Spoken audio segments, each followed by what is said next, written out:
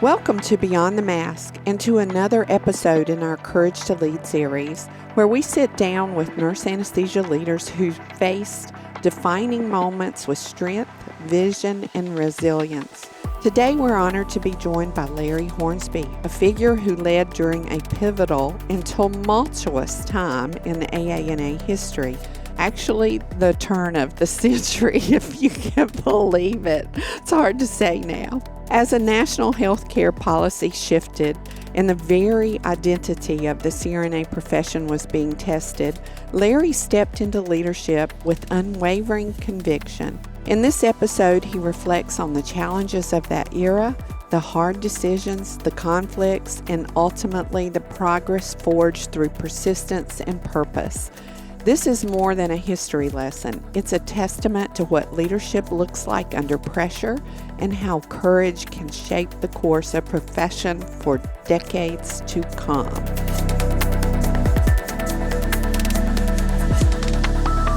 CRNA Financial Planning is a sponsor of Beyond the Mask podcast. Investment advice offered through Private Advisor Group. Nothing in this podcast should be construed as investment advice. Plus, did you know listening to our podcast can earn you Class B credits?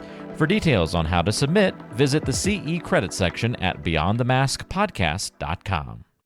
Welcome to Beyond the Mask, innovation and opportunities for CRNAs and advanced practice nurses, with certified financial planner Jeremy Stanley and CRNA Sharon Pierce. Jeremy Stanley has worked with CRNAs for more than 23 years, and Sharon Pierce is a former president of the AANA and the NCANA. Join us as we leave the operating room and learn the latest in the CRNA and advanced practice nurse industries. Beyond the Mask starts in 10, 9, 8, 7. How did that sound, Larry? Did I do all right? I don't even know what to say. I think we just end it right there and we go out winners. Well, you are a winner, you silver fox, you. So why don't you go ahead and jump right on in and tell about the year you were president and some things that you remember immediately and what you were dealing with. And I'm talking about snail mail and things that most people don't understand in today's time. Well, it was a different time, and we did have email, and we used that on the board. When I came on the board, our platform was CompuServe, and so we had CompuServe email, and we had the old dial-up modems. And was email pretty new? It was. In fact, John Gard contacted me because we had a techno geek on our board in Alabama named Michael Fiedler. Oh, I know. Remember Michael? That makes sense that he's a techno geek. So we already had email capabilities on the Alabama Board of Directors. That was pretty progressive back then. Yeah, and so John actually contacted me and said, "Can you tell me how to do this for our board?" And so they had to go out and buy each board member a dial-up modem. And they actually had a class at an annual meeting like this for the incoming board members to learn how to use email. And I think back in the day, CompuServe maxed out at like 1,000 emails. And so my year as president, I actually had to get a hidden CompuServe address because I was getting so much hate mail from the other side, threats and all those kinds of things. And so I had a hidden email address that only the board knew so that they could communicate with me and it wouldn't bounce back. So, but we still, I'll somewhere in this, I've got to tell you a story about faxing the senators and the representatives, because that was still the best way of communication from home base, was to send them a fax. And so it was a way different day, Sharon. It was a really different day. So. Yeah. Well, that makes sense, because I was PR committee chair in North Carolina in 1998. Terry Wicks was state president, and he told me I had to set up an internet page. Well, I had never been on the internet, but I was to set the AANA had said that each state association needed their own internet page. Right. Yeah, that's right. I'm like, okay. And he told me I had to get an email address. And I can remember sending him the first email. And he calls me. He says, Sharon, are you having a seizure? I said, what are you talking about? He said, you've sent me the same email 5 times. And I'm like, well, I don't know how to tell that I'm sending it. Yeah, yeah, yeah. Wow, what a change in an era. But you were the president at the turn of the century. Yep. Yeah. Did you think about it like that at that time? Well, we were caught up in it just like everybody else in the world, that there was all these predictions that the power grid was going to crash. At the stroke at 12:01 a.m., all the mainframe computers were going down, and there was going to be, and there were people that were stockpiling diesel fuel and preparing to live off the land. That people really thought that was going to happen. And I'll tell you, I mean, I was one of those people that was just kind of, nah, it's not ever going to happen. But I was stockpiling too. What were you stockpiling, Larry Hornsby? I don't want to get into that, but it was a little more than canned goods. I bet I know. All right, so back up a little bit and tell about when you first went on the AANA board, because the things that you dealt with at president, I would assume, started whenever you were a new board member. So you're spot on. There's no way I could talk about my year as president and not go back to my first year on the board. I had never been on an AANA committee at all. I didn't know. I'd been a 2-time state president in Alabama, but I really didn't know much about the AANA and how it worked and how all those things. And so I ran for Region 7 director and won. And still to this day, I'm not sure exactly how I won, but I won. And came on the board. Nancy Brute Marie was the president. And I remember my orientation with John Gard, and he talked to us about the bylaws and all those things. And quite honestly, Larry Hornsby had never read the bylaws of the AANA until I came on the AANA board of directors. Well, who had? Yeah. I mean, I can say that too. Yeah. So we had the post Congress meeting, and then we got on the plane and we flew home. And nothing really changed about life until we went to the educator meeting. I think it was still called ADCE then, back in the day, and it was down in Florida. And Nancy corralled us for 3 days, and it was a beautiful weather. It was spectacular, and we were in this big boardroom, and the plate glass windows there, and we was looking out over the harbor and all these yachts parked out there, and I'm like, God, I mean, here we are. We're sitting here. So she brought in an expert on Medicare, and we started the discussion. And just to be brutally honest with you, I don't think anybody on that board of directors could really see what was coming from this discussion. But we talked about the Medicare regs and the supervision issue that's found in Medicare Part A. So on the third day, she went around the table and she asked each board member, each officer, tell me how big of an issue physician supervision is in your day-to-day practice. And she asked a guy that was an educator, and he looked at her and he said, it's not a big deal to me at all. My students they go through clinical. There's always a physician there, an anesthesiologist physician there. And he said, but it's really not a big impact to me. And then it came around, and there was Jan Stewart. I remember Jan being a clinician and practicing. And she said, well, it's a pretty big deal. And she said, I can do things that I'm not allowed to do, and it's a thing. And then they got to me. Well, I had already started my business. I was a business guy. I started a company in 1991. And I was trying to negotiate contracts, and Sharon and I'd go into these places, do a great job, I thought, and then I'd finish second. And in one of those, the administrator asked me to stay after the decision had been made. And he said, you gave the best proposal, you had the best bid, and I would give you this contract if you were a doctor. but I can't give it to a nurse. And so that really smacked. It left a scar, so it came my turn to talk, and I just took a breath and I said, I got to tell you, it looms large with me. I was in Montgomery, Alabama at the time. I said, I deal with it pretty much every day in some form or other. I always have to have, I was at an ambulatory surgery center. There were so many cases that we didn't need an anesthesiologist for. So many. But every day I had to have an anesthesiologist there. I had to have the anesthesiologist sign the record. They had to do all those steps for TEFRA. And then I was negotiating contracts, and I couldn't get my foot in the door because I wasn't a physician. So I wound up employing a physician. I think I don't know for sure. There's no way of really knowing. But I think I'm one of the first CRNAs in the country to ever actually employ a physician anesthesiologist. But I had to have a physician anesthesiologist for two reasons. One was Alabama Blue Cross would not reimburse CRNAs directly at the time. And they didn't until the Affordable Care Act passed. So I had to have that physician. That Alabama Blue Cross represents 92% of all insured cases in the state of Alabama.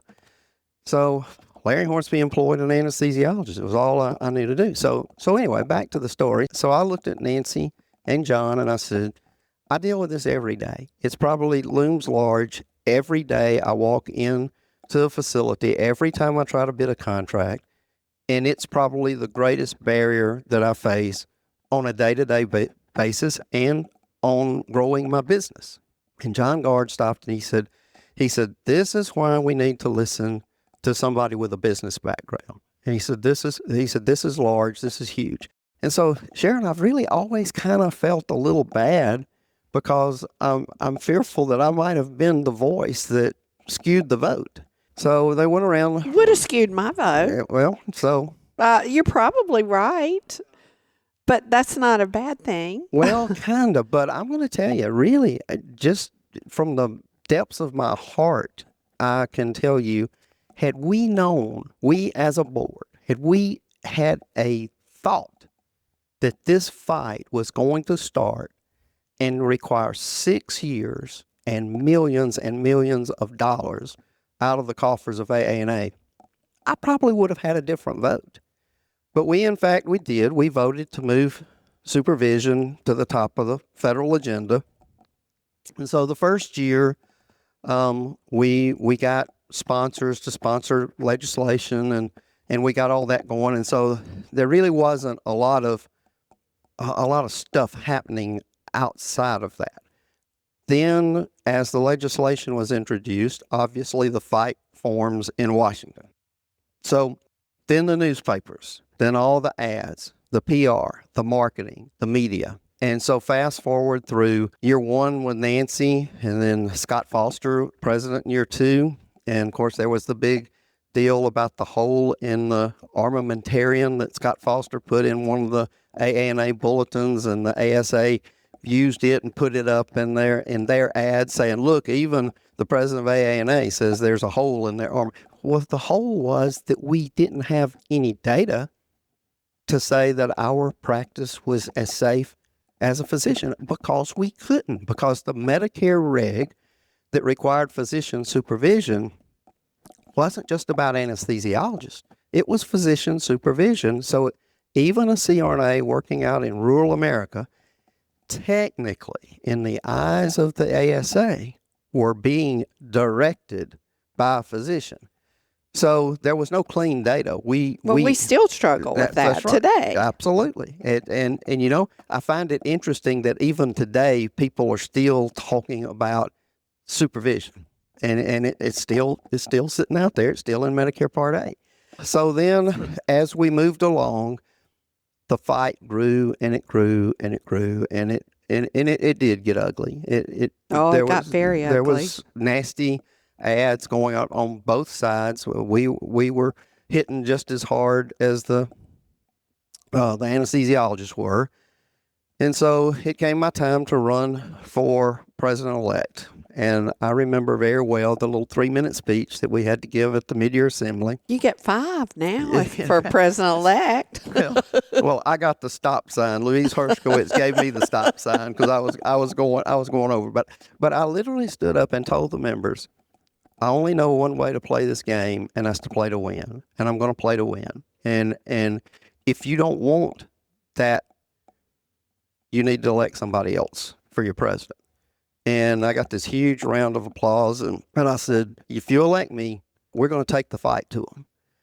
And so that's pretty much what happened. And then, of course, at the same time, we were spending so much money. So we had to, and this is the sad part of the story, we had to ratchet down things that we really needed to do. You mentioned technology. And we had old, what computer systems we had at the AANA were the same systems that people could go to Walmart and buy. There wasn't anything special about what was in the AANA office. And so it was, we were spending money. We couldn't do things that we could have been doing for the organization because it was all funneled into the fight. But you're sitting here saying this in hindsight's 2020. Right, that's You right. weren't thinking about that then. Well, the good news is that those people that were on the board and leaders in the AANA that preceded me had built up one incredible war chest. And we had money in reserves. And you can see this from the ASA standpoint. They were fighting for their life. I mean, they just imagined if supervision went away, there wouldn't be any need to have an anesthesiologist there. So it was a battle for their existence and their way of life and sustaining their monetary compensation. So it was a tough time, but I can remember Jan Stewart sitting there. I was president-elect. Jan was president. And she looked over at me and she said, you do realize I just spent your entire budget for next year. And I just looked and I said, oh my. And so I wound up spending Debbie Geisler's budget. So we were actually outpacing what was budgeted for each of our years as president. Now, isn't it along about that time that we set up the Strategic Reserve Fund to shore up the states? I'm trying to get my years because Ira kind of led that whole thing. Yep. And it had to be, and I'll tell you how I remember that.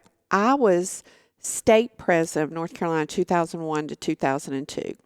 So we overlapped just a little bit, and they had gone up on dues, but the states kept the same amount because I only got $132.50 per member, and then the dues went up, but what each state got did not go up, and that was to build that war chest for everything that was happening at the time, and that's what built up the Strategic Reserve Fund, and that was all Ira's brainchild. Well, it was a very, very interesting time, and we were thinking out of the box. We were getting out. It was totally uncharted territory. Absolutely. And so let me throw in a fond memory.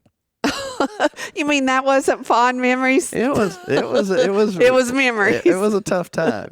So the ASA put this thing out in the newspaper and all running it everywhere they could run it, that basically said if supervision went away, we were going to kill people. They actually said that. And one of the quotes was that there will be bodies stacked up behind the hospitals.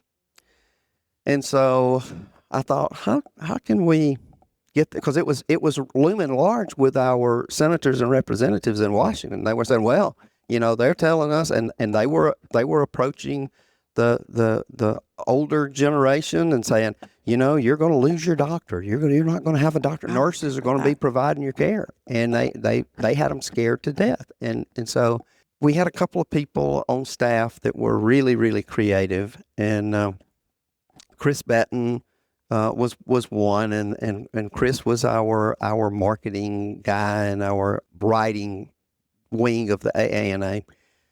And so we got our heads together. Frank Purcell was another one. Frank sat down with us and we said, okay, how can we get the word across to the senators and the representatives that we're not killing people? And so we started a fax campaign, and I put it out on all the ways that we had to communicate with our membership. And Sharon, during that period of time, never once did I ask for a response from the membership that they didn't respond in a large kind of way. So we started a fax campaign to every senator and every representative in D.C., and at the end of the day, I asked each CRNA to type out a document that says, today I did 25 cases and nobody died. Today I did 10 cases and nobody died. Today I did 5 open hearts and nobody died. And that lasted about a week, and the phones at AANA lit up like a Christmas tree. And the senators' offices and the representatives' offices will call in and say, we got it. You're jamming our fax lines. You're jamming our machines. We got paper running out on the floor here. Y'all, please call it off. And so we did. We called it off and said, okay, we just want to make a point. We're not killing people. So that's a good use. Even though the technology was old, that dang fax machine worked. Yeah. And we got the message across. We're not killing people out there. So that was a good thing. And then Clinton was the key. Clinton's mom was a CRNA in Arkansas. And we played that card every chance we could play it. When I would go to rope line events, and literally I never left home my year as president without a bag packed in the trunk of my car. I'd go to work and I'd get the call from David Hebert or Frank and say, hey, we're going to need you in Washington tomorrow. You got a meeting with this person. And so I would call home and tell my wife, I said, hey, I'm not going to be home tonight. I'm going straight to the airport. And I'd go to Birmingham and get on a flight and go to D.C. And David would pick me up and give me the briefing, and then we'd go for a meeting. David Hebert. So every time there was a scheduled rope line that Clinton would be there, I would be standing there.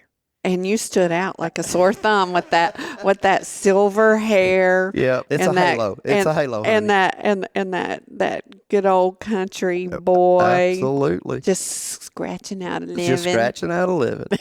And so President Clinton would actually stop and he would say, what are you doing here again? I just saw you. You were here the other day. You were here last week. What are you doing? You say, I brought Monica with me. No, I'm teasing. I would say, Mr. President, I'm going to be here until you sign that bill. Oh, I'm going to be here till you sign it. And I said, what would your mother do?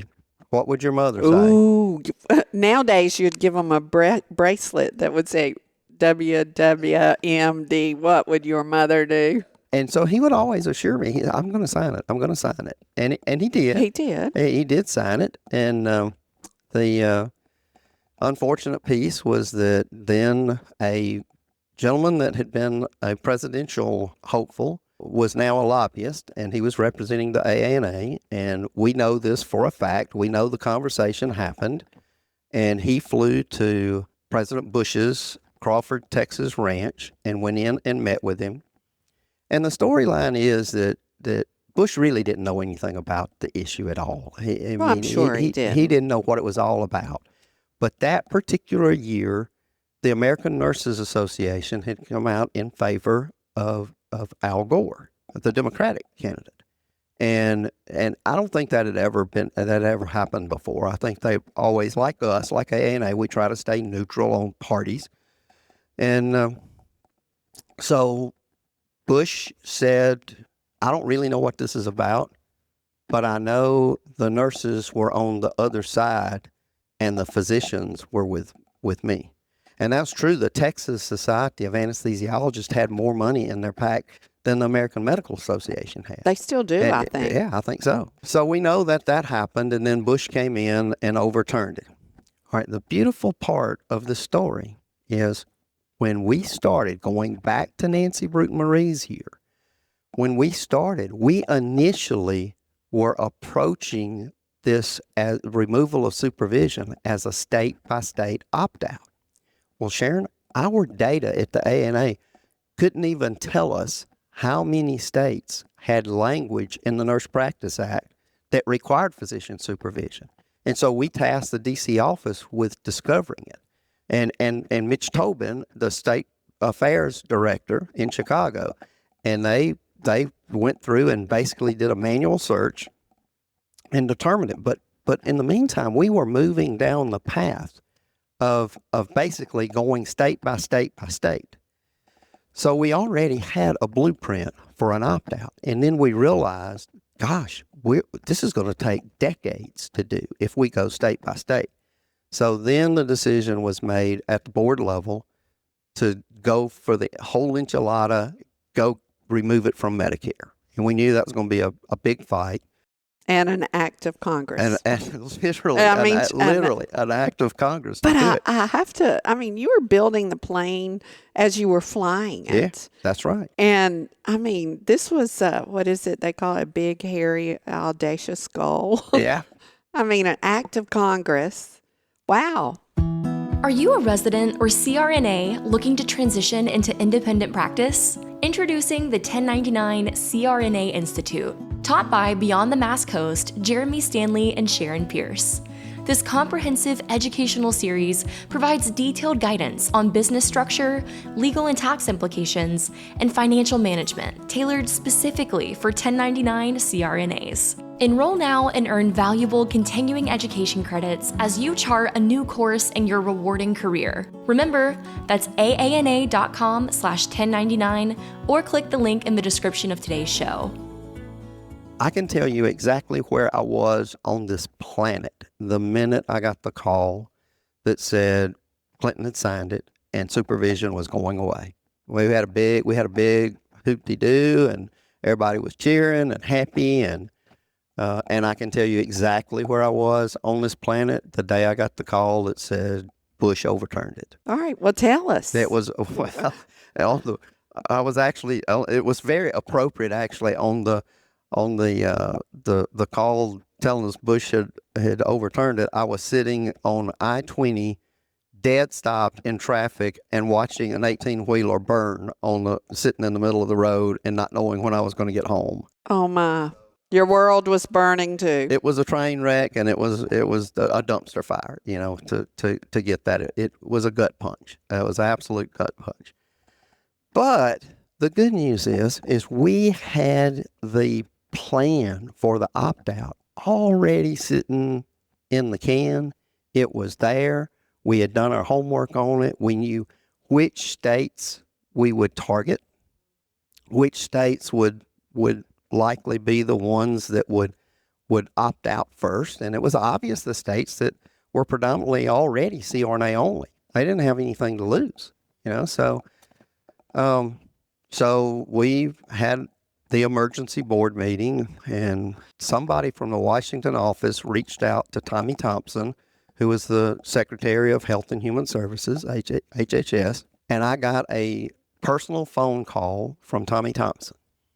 And Tommy Thompson said, Larry, he said, y'all deserve this. He said, you've been done dirty.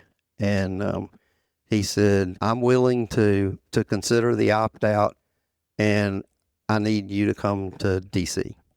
And so we put a little entourage together, and me and Debbie Geisler and Jeff Butler was there, and I can't remember now, but somebody from the D.C. office was there. I don't remember if it was Frank Purcell or no, who it would have been Dave.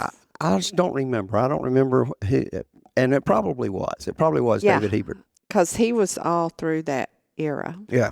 So we went in and we sat down with Secretary Thompson, and he had two aides there with him, both nurses, which was interesting. And we talked through the opt-out. And then came the hard moment. And he looked at me and he said, Larry, he said, how many states can you get to opt out if I sign this? And Sharon Pierce, I didn't want to tell him. I really didn't want to tell him. And I just looked at him and I said, well, one's pretty sure. two's likely, 3 is a maybe. And there was this long pause, silence. You could. Oh, that one hurts. Oh man! And I'm sitting there thinking, well, it's over. It's over. I just killed the deal. And then he looked up at me, and now I'm going to tell you, he really liked Miss Geisler. I remember he this. really liked Miss Geisler. Well, who wouldn't? Yeah. She was a hottie. Yeah, she was and smart. Yeah, and smart, and had that nice South Southern Carolina drawl. Southern accent. Oh boy! So he said 3, and that's it.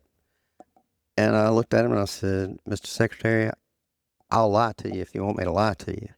I said, but I got 1 for sure, 2 possible, and 3, that third one is a strong maybe. And he said, I'm going to potentially sacrifice my future political career on this decision. He said, the doctors are going to not be happy with me.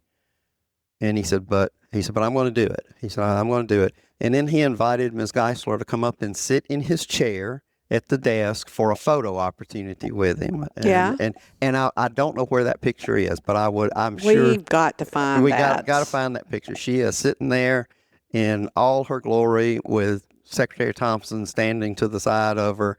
That's awesome. I'll text Deb after we get through. It was a difficult time. I can tell you, I know we have had past presidents that have run again and did a great job. When I walked out off that stage on that evening at the banquet, I never wanted to even think about being the president of AANA again. I was so burnt out. It was not just the year, but the whole process. And I need to go back and make another comment. Nancy Bruton Marie, I don't want to use the word that she beat it into us, but it was. Oh, if it was Nancy, it was beat into you. She said. I'm not saying that in a bad way, but I've known Nancy for a long time. She's very direct. Very. And she said, this cannot be a one and done issue. If we're going to do this, I want every one of you to promise me that as you move up through the board, and some of you will be future presidents, I want you to promise me that you will carry this through. This cannot be one of those issues that the next year's board comes in and you change this, because this is going to be a long, sustained battle. Y'all had such a strong board. I can't remember everybody that was on it, but you may be able to, even though you forget sometimes. A lot of y'all wound up being president. Absolutely. I mean, even Nancy will say she thought she had one of the strongest boards ever, because almost all of them wound up, because you had Scott, Linda Williams. Oh my God! As I sit here wearing her suit that she gave me, I mean, wasn't she something? Oh my God! Well, that's the reason why I wanted to be AANA president. I watched her. I couldn't be Larry Hornsby in overalls shaking carrots. That's a story he's got to tell. I could be Linda Williams in a St. John suit. Yeah. Linda Williams and you, Deb Geisler, Jan Stewart. That's half the board. Right. And Debbie was the only one that went all the way through and saw this issue from its inception to the opt-out. Debbie was president the year the opt-out was signed. And so it followed through. We had other members on the board that didn't move all the way through and become presidents. And we had some that went off the board one year and came back on the board another year from losing an election one year and then winning an election the next year.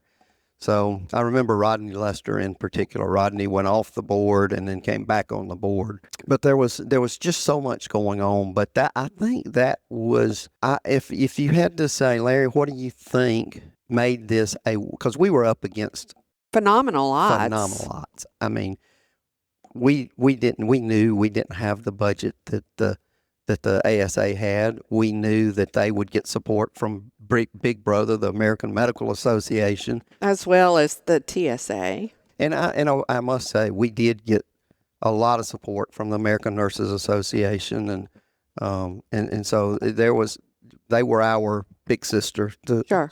to speak of. But I think the key to the success and getting President Clinton to sign this, I mean, that's huge. I mean, the ASA knows we won. They know Yes. that. They know we won.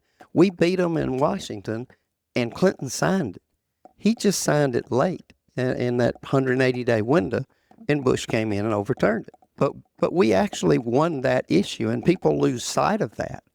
And then the opt-out was ready. We got the opt-out. I mean, who would have thought we got 25 states that have opted out now? And I sat there in that office and said, maybe I got 3.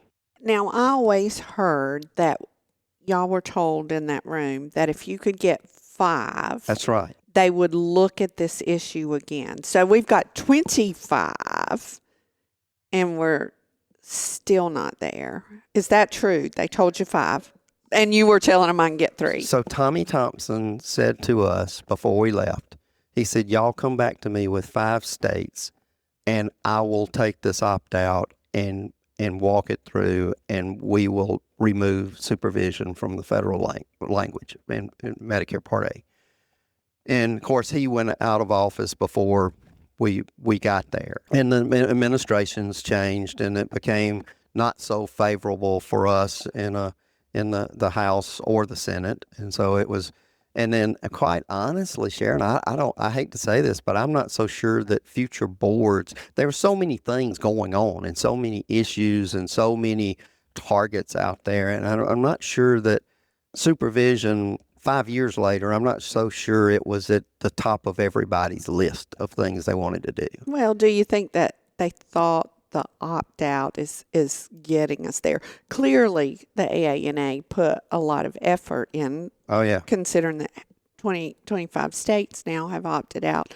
But I will tell you, I went out as president 10 years ago now, which seems amazing. I can still remember giving my little speech and you telling me, we need you, Sharon, or some kind of something. But anyway, that being said, as soon as I took office, I was sitting in the West Wing with the health policy person for Obama.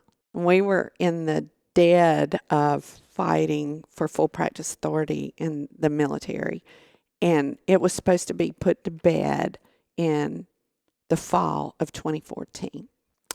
And whenever I was sitting in there in that office, Juan Quintana was sitting beside of me, and he's always fidgeting and his knees are just going like crazy, and my hands under the table trying to get him to quit with the knee thing, right?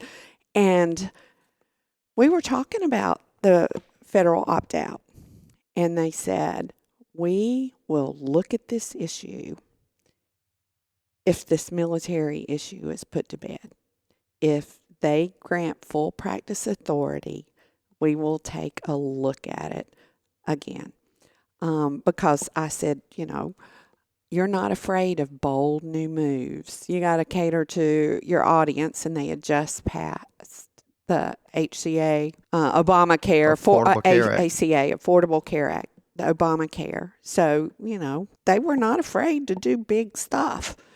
And they said, this military issue, whenever that's done, you come back and you talk to us. And here we are 10 years later. Still talking about it. And we're still talking about it. Hi, this is Jackie Rolls, President and founder of Our Hearts, Your Hands, a global support anesthesia community. We'd like to thank all of our prior donors and also say that we are accepting donations, welcome donations, to send a nurse anesthetist or even a nurse from a low-resource country to get further academic education or attend professional conferences or even equipment for some companies. Thank you so much for your support. It just won't go away. Just absolutely won't go away. But I do think the two are tied together. And I do believe, and I was hoping it would finish up during Jan's year. How cool would that have been, Jan Setner, Colonel Jan Setner, and her to be able to say that it was a done deal. And then, but I do believe that it's going to happen. I want it to happen in my lifetime, in your lifetime, so we can see it and enjoy it and You better buy me a drink. Oh, I'll honey. buy you one. So I'm telling all the students now, when I lecture to students, I'm telling them, come if you wake up one morning and the federal supervision issue in Medicare is gone, come find me in the nursing home, hold my chin up, wipe the spit off my chin, That's it, man. and tell me, And I'll so, change your diaper first, too. well, now, okay.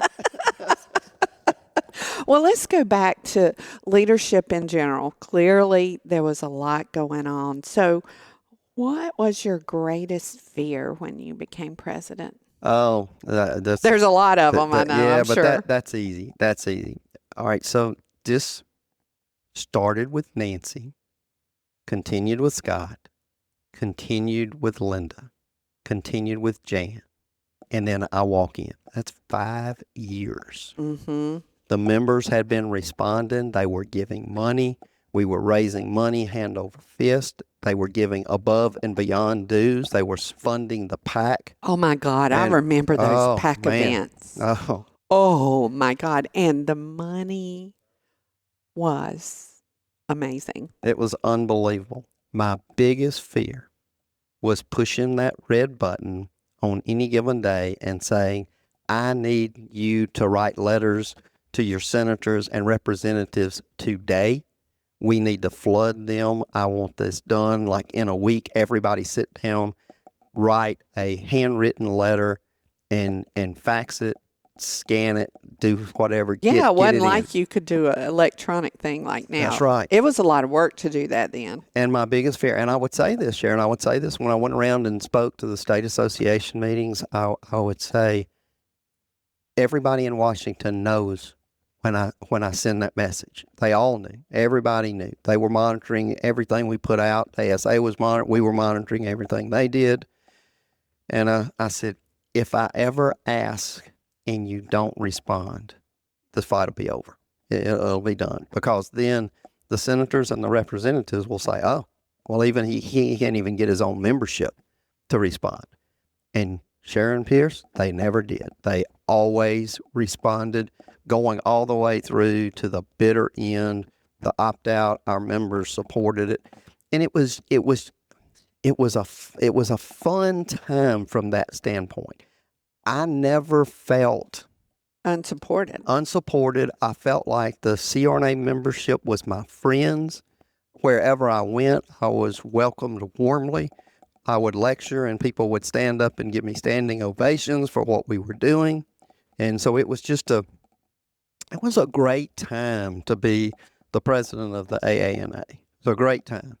And so, all those things were going on, and it just kept making me want to work harder. Mm-hmm. Just do more. What else can I do? I would lay in bed and think, what can I do different? We've been playing this card for 5 years now. Let's play a new card. Mm-hmm. Wow. All right. So tell me, I remember being there. You know where I'm going with this, in the overalls and carrying the carrots. It was great. It was very inspiring. All right, you're combining two Larry Hornsby events. Mm-hmm. So there was an overall event when Tom McKibben was president. Okay. And I was chairing PAC. And Tom did the big thing with the ASA about mending fences. That was his big deal.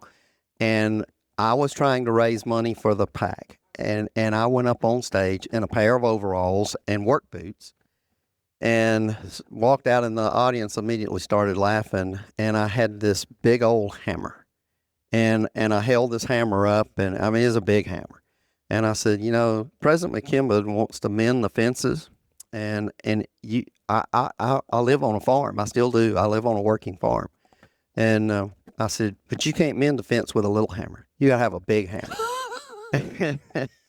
And I said, and just in case President McKibben is not successful in mending that fence, we need a big hammer to swing at the opposition. And I sold that hammer. I think it went for like $1,500. We auctioned it off from the podium in that meeting.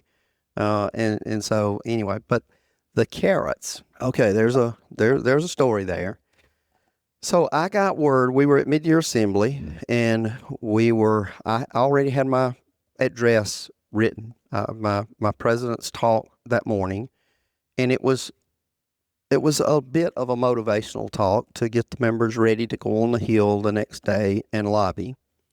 And so there were two pieces to it. One was I had Glenn Ramsburg, who was our meeting and program director, to bring me on a silver platter a carrot down to the podium. Well, Glenn, being Glenn, brought a whole bundle of carrots, and I wanted the green stem part on it. And so I reached over and picked up a carrot off of the silver platter, and I started using it as a pointer. I didn't say anything to the audience. I just started using the carrot as a pointer, and I was showing them the ads. I did it. This is what the ASA says about us. And there'd be an ad about we were basically serving coffee. We're stewardesses. You wouldn't let the stewardess fly the airplane. Or another one was, I'll take a cup of coffee and one of those anesthesia certificates that y'all just give out. Yep. And I showed our response to it. And so it was, this is what they said. This is what we said. All right. The reason I did that is at about 5 o'clock on the evening before, I got a call from a member, and she told me there's going to be somewhere between 10 and 15 CRNAs that are going to go to the microphone tomorrow during this meeting, and they're going to file a complaint about the nasty ads against the ASA, and they are friendly with their anesthesiologist at work, and it's creating tension at work. And so I thought, I've got to diffuse this because we have to present a united front. We've got to go to that Hill en masse saying the same message. And so I walked around and I pointed that carrot around. Well, about the time I was finishing up, Glenn delivered a bundle of red roses, and they were long stem red roses. And I asked each one of my board members to stand up, and generally, the president, when he introduces his board, would say, hold all your applause until they're all introduced. I didn't. I said, I want you to let these people know that you appreciate them. And as I introduce them and they come up, I'm going to hand them a rose. And I want you to show your enthusiasm for these leaders. And so I did that. And so then I took the carrot and I said, tomorrow we have a mission. And the mission is to go to that Hill and deliver the message. I've shown you what we've said. I've shown you what they said. I told you when I ran for office, I was going to play to win. And I'm playing to win. And I said, we're going to go there. And the carrot is out there. They're dangling the carrot. We are winning this. I said, we are winning. And in order, I said, I want you to look at this rose. And I held up this rose, and I said, a rose is very delicate. It's very beautiful. But if you notice, it's got thorns. And I said, tomorrow, when you go to the Hill, you're going to have to wade through a lot of pricks to bring the carrot back home. But we are going to bring the carrot back. Yeah. And the audience went wild. I was there. Went nuts. So I never heard any noise.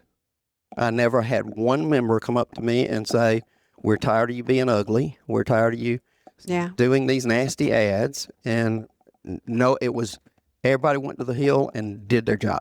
Mm-hmm. So it was a great win. They started a whole show based on what you did. What is it? Isn't it that dating thing and they give them a rose? I don't know about that. I don't think it was that broad of a path, but anyway. So you obviously had to do a lot of work with the AANA staff. Oh my God. So it was a great story about that. Yeah. One night, it was late. I was getting ready to go to bed. It was probably 10:30, 11 o'clock at night. And I thought, I'm going to leave a message.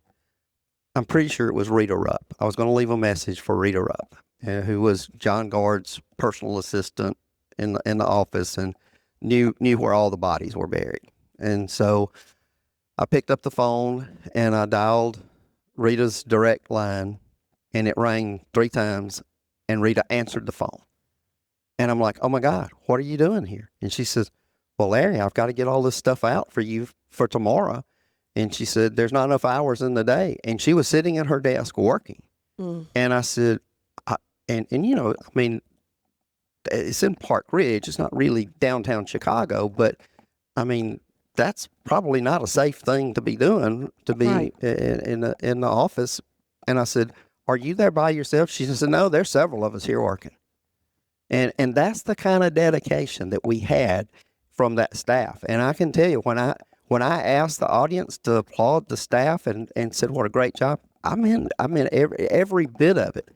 And you know, those people are still, they're lifelong friends. I mean, most of them have moved on now, retired, and I still hear from lots of them. And I'm Facebook friends with several of the staff that were staff when I was AANA president. But it really did become a family. And you know, those people, the staff, very few of them are CRNAs. Right. But they believe in the They mission. believed in what we were doing. They still do. So it was just a great time to be the president of this organization. How much did you personally engage with the politicians in D.C. at that time? Sharon Pierce. You glad-handed, didn't you, honey? Man, I was there literally every time. The things I remember most are the meetings with Medicare. And some of those meetings we would go into, and there would be like a board in there. There'd be 10, 11, 12 people. And it'd usually be me and David Hebert and somebody. So sometimes he would fly in somebody else. And of course, Tom Daschle was the senator from South Dakota. Tom Daschle had a very close personal relationship with Dan Bigness. And Dan was a board member. And so Dan, the storyline goes something like Daschle was speaking at a fundraiser at a mall, and Dan was there as an attendee, and they had a tornado warning, and they moved everybody down into a basement shelter. And Dan sat on the floor next to Senator Daschle, and they just became best buds. So Dan got invited to Tom Daschle's birthday party in Washington, and Dan called me and said, hey, you want me to go? I said, well, I'm not invited. He said, well, I can fix that. And so he calls Daschle. He said, yeah, bring Larry on. And so from that, I formed a great relationship with Daschle. So it was a lot of hands-on. I mean, key leaders, people on, you know how it works. I mean, key committees. And it really didn't matter if it was a Democrat or Republican. If they were in a position of authority and a decision maker on a key committee, we went to see them. And you know, it's like anything else, Sharon. Even a good old boy from Alabama can get really good at shaking hands and kissing babies if you're doing it enough. And I was going to Washington. I probably spent more of my time, my years president, in D.C. than I did in Park Ridge at the office. This is Jackie Rolls, President of the International Federation of Nurse Anesthetists.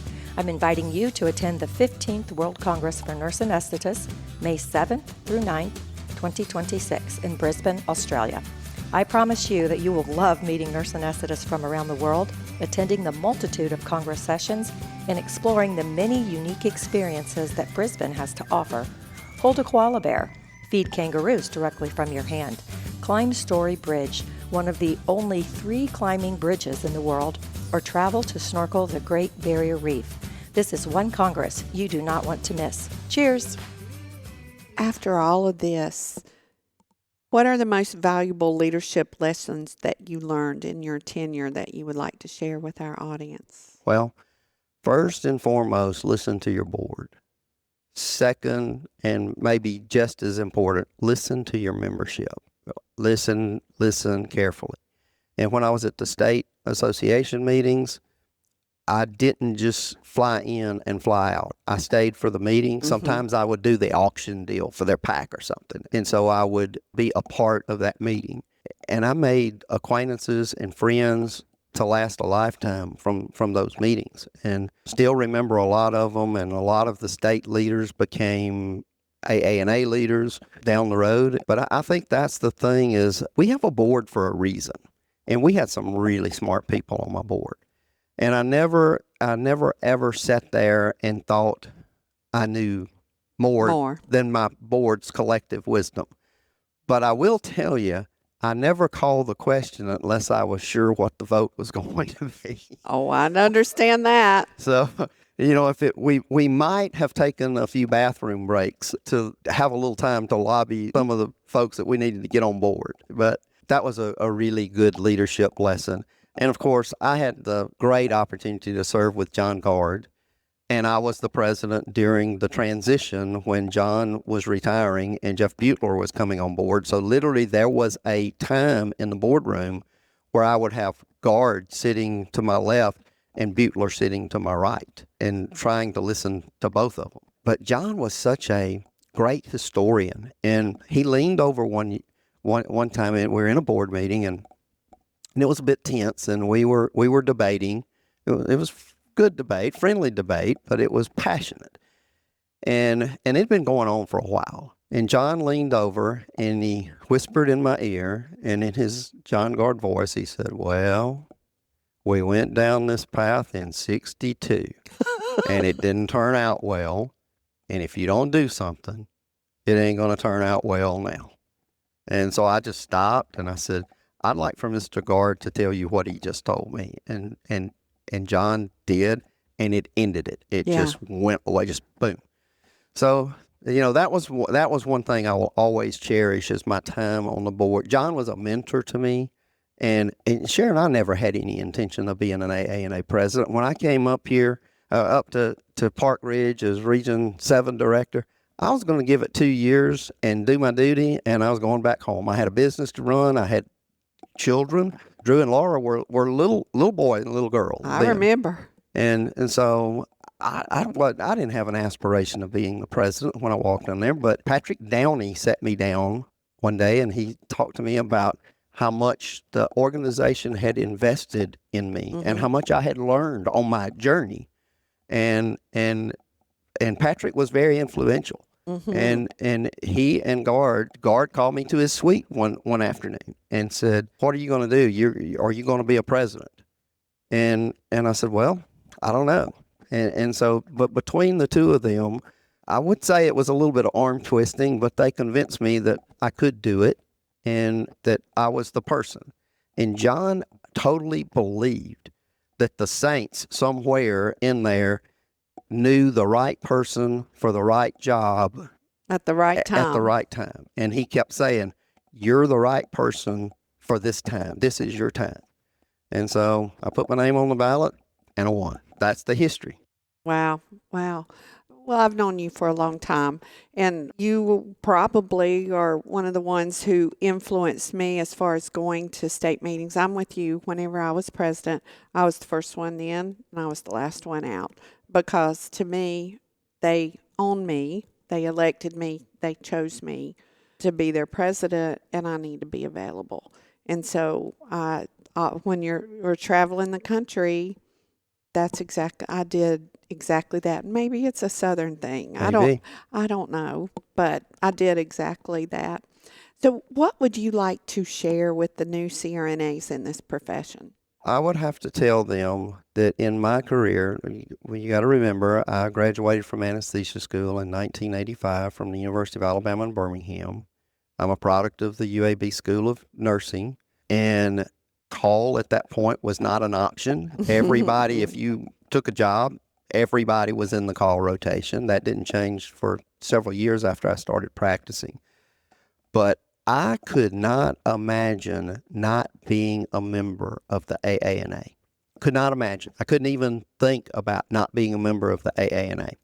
And over the course of my career, I remember when we almost lost the ability to do office-based anesthesia. Remember when all those people were dying and Florida was going to ban it and the AANA stepped up. I remember when we almost lost the ability to do regional anesthesia because it was the practice of medicine, was not the practice of nursing.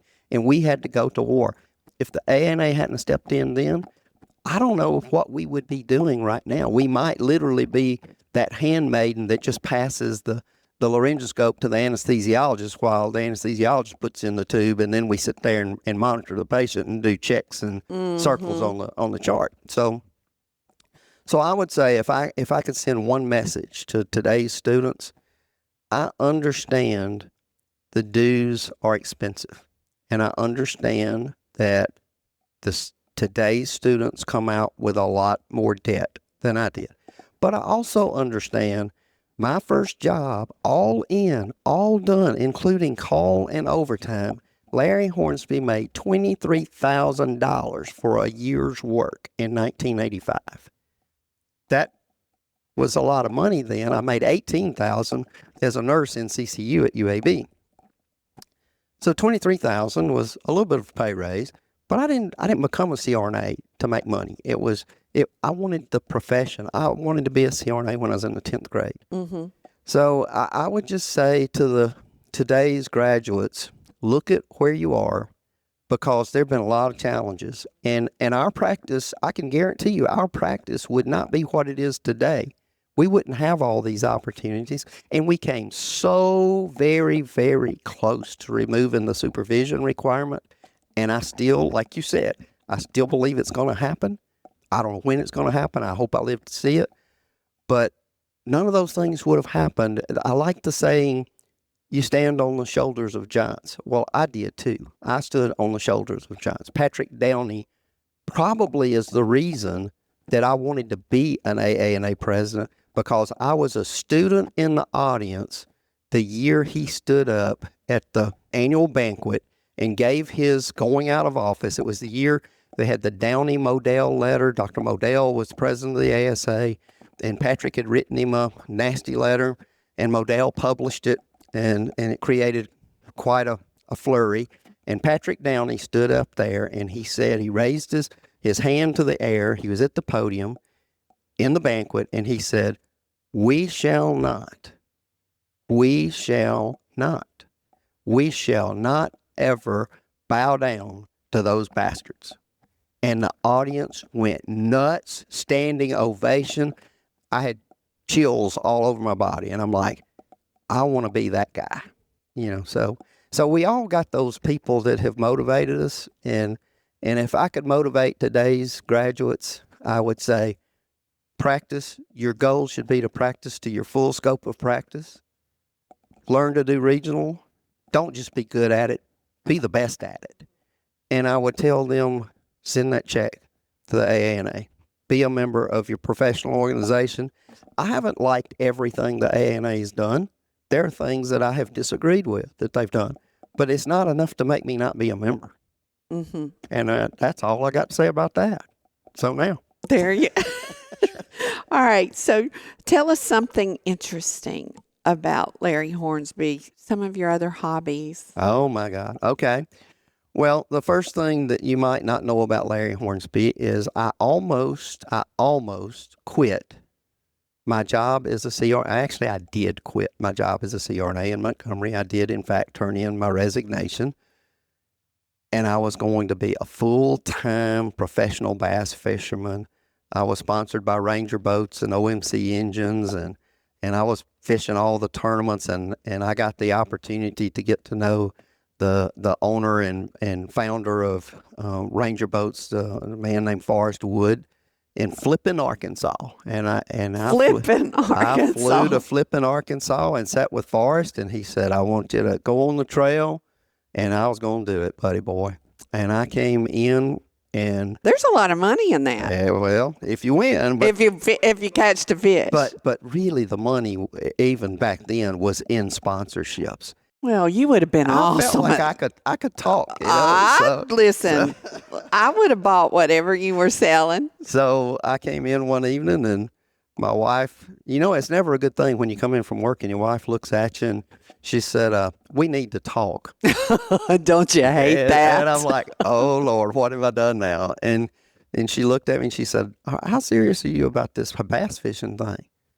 And I was drinking a lot of Diet Coke at the time, and I had a Diet Coke poured up waiting for the punchline from her wanting to talk. And I took a big sip, and I looked at her and I said, I'm pretty serious about it, honey. I quit my job. I've resigned from my job. and I'm pretty serious about it. And she said, well, how would you feel about somebody going along with us? And I just sat there and I said, who in the world would, and Sharon Pierce, I said, God is my witness, her mama's face flashed in my brain. And I'm like, her mama wants to go with us. And so I said, who in their right mind would want to go with us? And she said, well, your son or daughter's not going to want to be left alone. And I just sat there and I looked and I said, that's how you found out. How did that happen? And she said, well, pretty much in the usual way. And then I realized, I said, I'm going to be a daddy? And she said, yeah. And so we had this big, warm, toasty moment. And I said, oh my God, I got to go get my job back. And so I went back to work the next day and I talked to my boss and said, can I stay? And he said, yeah, but I'd been on the local news that I was going to the Bassmasters competition. And so that's probably the one thing people don't realize. I didn't know that story, and I thought I knew you pretty darn well. Yeah, but I'm also a licensed pilot. I've got a plane. I like to fly. It's fun. My son's a pilot. My son-in-law is a pilot. I still have a lake home, and I still actually have the Forest Wood limited edition Ranger bass boat with a 300 horsepower engine sitting on the back of it, and it's really fast. And that's I still enjoy all those things, but I gave up my professional bass fishing aspirations to be a daddy, and it was a wonderful thing. And now you got 4 grandsons? Got 4 grandsons. My son's a CRNA. He's got 2 little boys, and one of them just turned 4, and one of them is 9 months. And then Laura, my daughter, has 2 sons, and one of those, the oldest is almost 3, and the youngest one is 7 months. Mm-hmm. So we're living the dream, honey. Yes, you are. Yes, you are. Well, Larry, this has been an absolute pleasure. Jeremy is going to hate that he missed this, but I'm okay that I had you all to myself today. And we've had lots of conversations over lots of bottles of wine over all of these years. And I want to thank you for everything that you've taught me. And you strongly encouraged me whenever I was looking to run for the board and to go on up. So I appreciate all of that and the words of wisdom that you've given me that you may or may not even remember giving me as we're sitting on balconies. So Sharon, I knew you were going to be a winner the night that you modeled that presidential jacket that we auctioned off twice. We auctioned it off twice. The I was wondering if you were going to remember that. For $1,500, and then he gave it back, donated it back to the pack, and we auctioned it off for another $1,500. And you modeled that thing, and oh my God, if you didn't put the dog on, you were doing your turns and everything, and it was I knew then you had it. I was young and cute. I was young and cute then. Weren't we all? So I was never cute, but I was young once. Yeah, so, my goodness. Well, I appreciate that. So with that, I think it's a wrap. All right. Thank you so much. I appreciate the opportunity.